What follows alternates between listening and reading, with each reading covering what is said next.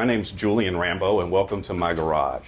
Today we're working on my 2010 Range Rover supercharged full-size model. This is not the sport model, however what we're doing today may apply, but right now we're concentrating specifically on the full size. Before we get started, I want to bring my brother into the frame because this is kind of an inaugural video for me.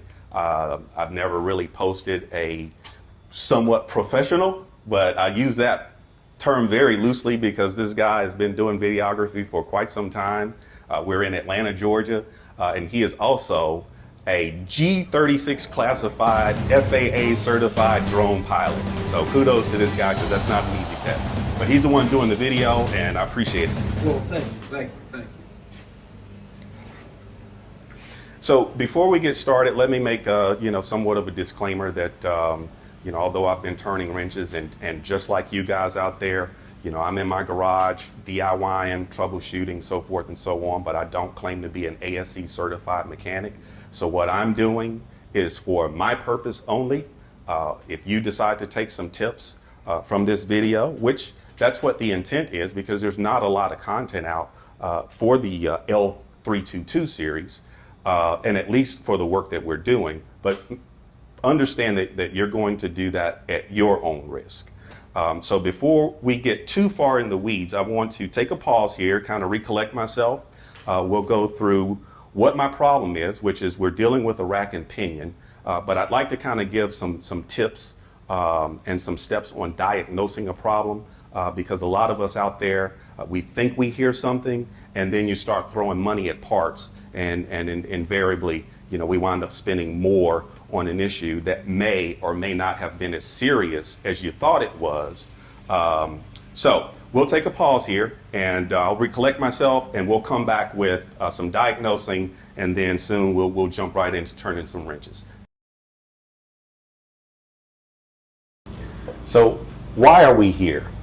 Even though you see a smile on my face, I am far from a happy camper. This will be the second time I'm having to do the work, but this isn't about bashing a company, so forth and so on. It's about a problem and what we're going to do to fix it. So I'm going to ask my brother here to run my steering wheel just kind of back and forth in hopes that we can capture a sound because again, we don't want to throw money at parts. We want to try to do our best to diagnose and get as close to an issue as we possibly can. But we've got to go through some thought process before we can do that. So if you'll just kind of rock that steering wheel back and forth, I'm going to get close in this wheel well to see if we can capture the sound. Go a little bit harder. A little bit harder. I think that's enough. So if we were able to catch that sound, you'll hear a kind of a clunking back and forth. So let's just go through a quick rundown of what we've done so far, because again, this is the second time I've done this work. This started with a busted tie rod. I plan on actually using this vehicle for what it's intended for, compete with some of you guys out there with Jeeps and lift kits and 35-inch tires, but I want to get off-road and see some things that you can't see, from the urban concrete jungle. So it started with tie rods that were busted. And I'm the type of guy, I want my vehicle running well. So when I got in here, I saw that my control arms were a bit worse for wear with dry rotting of the rubber bushings. So I decided to replace those. Then I noticed that my sway bar links were kind of shot as well. So I've already replaced the upper and lower control arms. I've replaced the sway bar links. I've put in polyurethane bushings, front and rear on the sway bars. I've put in tie rod assemblies. So that's the inner and the outer. Practically, I've rebuilt the front end short of the air springs. There's nothing wrong with the air springs. And then I discovered that I still had this kind of a clunking noise, which hopefully you've heard, which narrowed it down to the rack and pinion. Now, the reason I was able to definitively decide, or what's the word I'm looking for? Not really decide, but I made that decision based on also having some other issues around the power steering portion of the rack and pinion. So the old rack and pinion was shot. Purchased a new rack and pinion or a remanufactured one. Went through the entire litany of pulling the front end, putting it all back together to include getting an alignment, and come to find out the remanufactured rack and pinion was shot. So we've got to do this work again. I've got another part coming from my buddies over in Austell. I think I'll kind of hold off on mentioning their name until maybe we get some buy-in on, and maybe on the next video, who knows. Not really looking for sponsorship, just trying to have some fun. So what we're going to do is we're going to start jumping into getting this job done. We're going to get this car lifted up. We can kind of talk through a few more things, because this job, even though we're not going to discuss it, and excuse the background noise, my neighbor's out cutting this grass, but we'll work through that. This job and what we have to go through can apply for other things, i.e.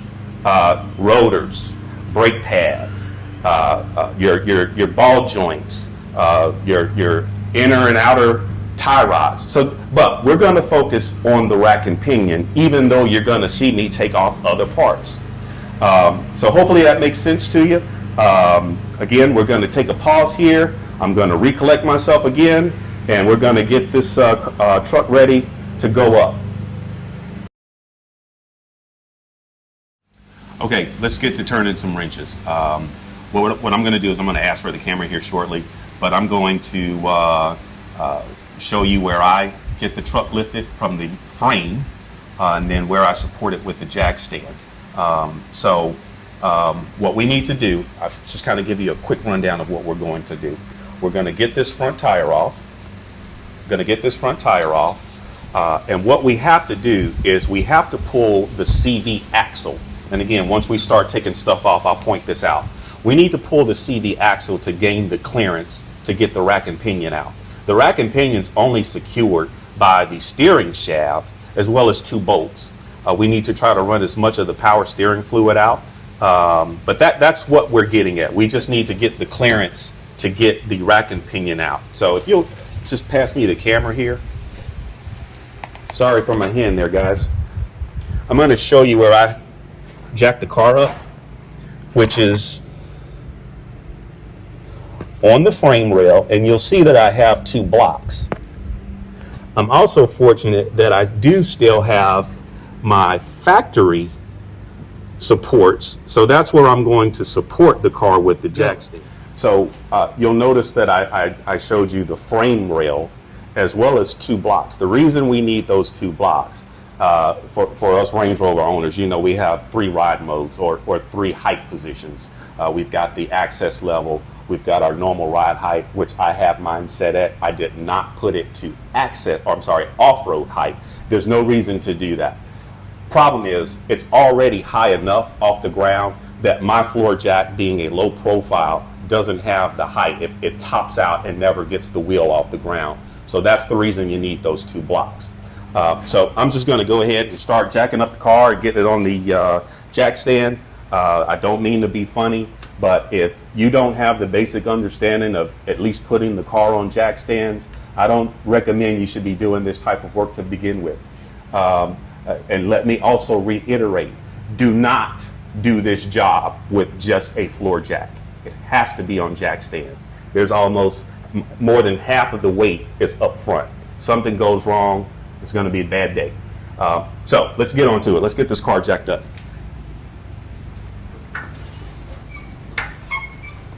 Now, the reason I'm going to show one side,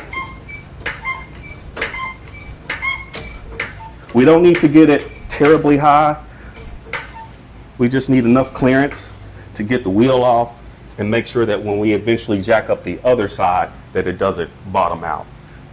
So the reason I'm going to work on one side is, can you pan or at least kind of show this center cap here, there, brother?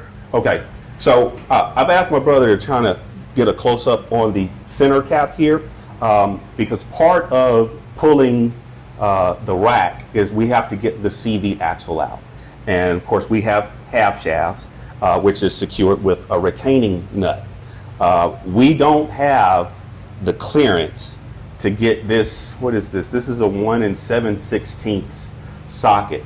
We can't get this through this center cap opening. So we have to have the passenger wheel on its, we have to have the passenger side on its wheel to be able to get the leverage so that the tire does, or sorry, so that the wheel doesn't spin to break that nut free.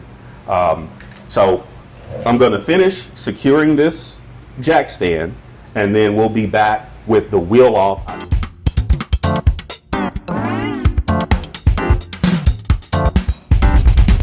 All right, we're centered on the retaining nut of that CV axle. So let me just go back here real quick. After you've gotten the truck secured on one side, again, the passenger wheel has to stay on because we've got to break this free. And those of us that have done CV axle work before know that there's a lot of torque on this. If you haven't done it before, then you need to know there's a lot of torque on this. So I've got my trusty little breaker bar here. And I could put a lot of effort in trying, because there's a lot of torque on there, I could put a lot of effort in trying to use this, but you know, we're also ingenious when we're at in our garage. So a pipe would give me a little bit more leverage. Well, Julian, I don't have a pipe. Sure you do. If you've got a floor jack, you've got a pipe. Look at there. That goes in.